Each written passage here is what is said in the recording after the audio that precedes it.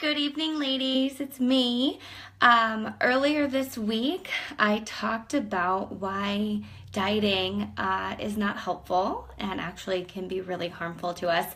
And someone asked, like, hey, how do we, once we realize this is true, how do we start to move away from dieting?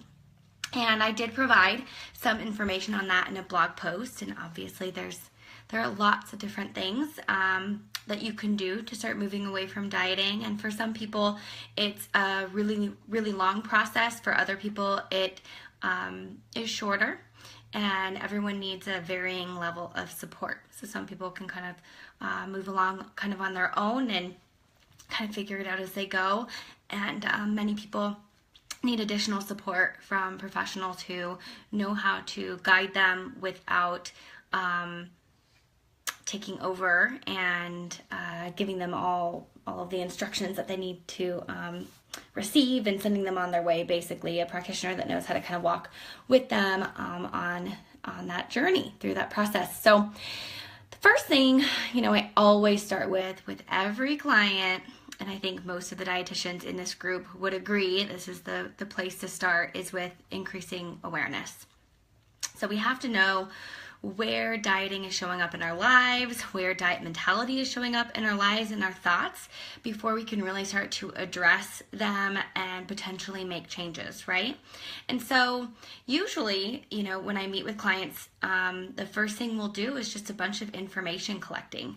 So between sessions, their job is to just start to notice when thoughts about food come up, and to take note of them so they can keep a food and feelings journal if that feels comfortable. For some people who have dieted a lot, food and feelings journals can feel like diet logs when they were asked to keep close track of their eating.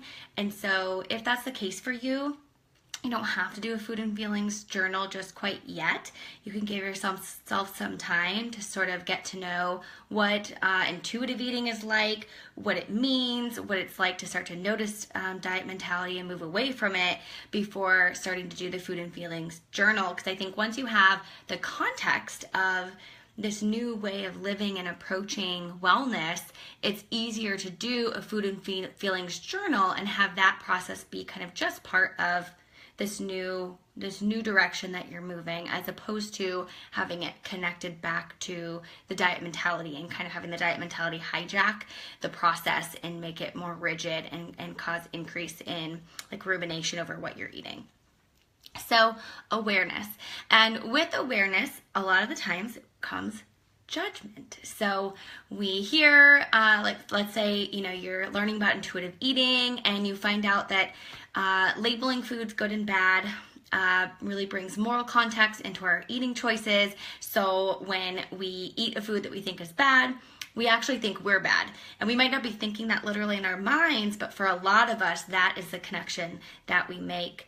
And so let's say, you're in the awareness stage and you realize you have all of these foods in the bad food category and that you're feeling really bad every time you eat these foods.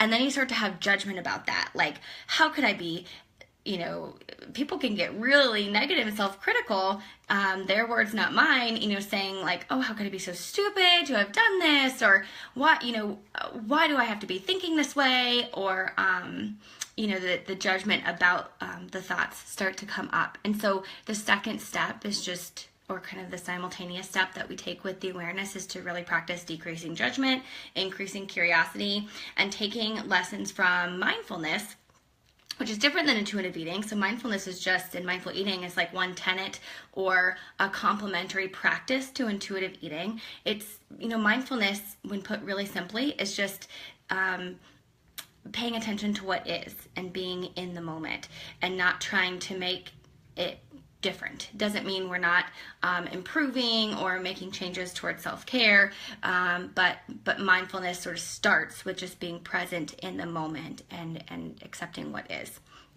So that's kind of step 2, so to speak.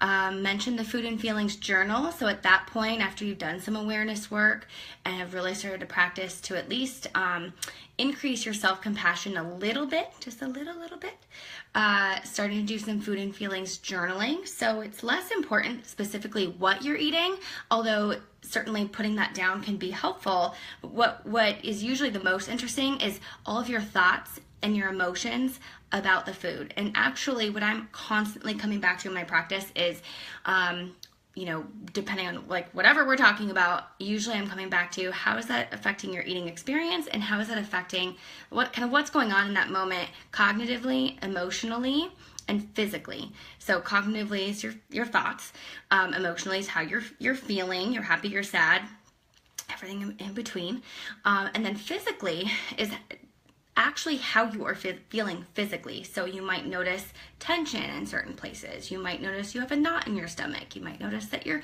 shoulders are up here, and you know, you didn't realize that until you brought awareness to it. Maybe you have a headache. Whatever it is, taking note of that is typically brings up a lot of good information. And it also starts that practice of connecting with your body, right? Because we have to really be aware of what's going on in our bodies if we're going to move towards, you know, nurturing our bodies and responding to what our bodies are asking for.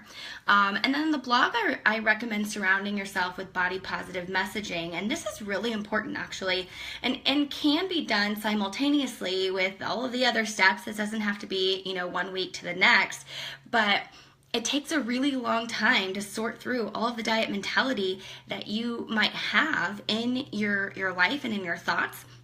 And it can be really helpful to surround yourself with people who have done a lot of this work ahead of time and use, or ahead of you at least, and use certain words, different language, and have certain messaging that helps you along in this journey. It doesn't hurt the process, because there's a lot of stuff in our culture that can be really, you know, make it really difficult to move forward with intuitive eating.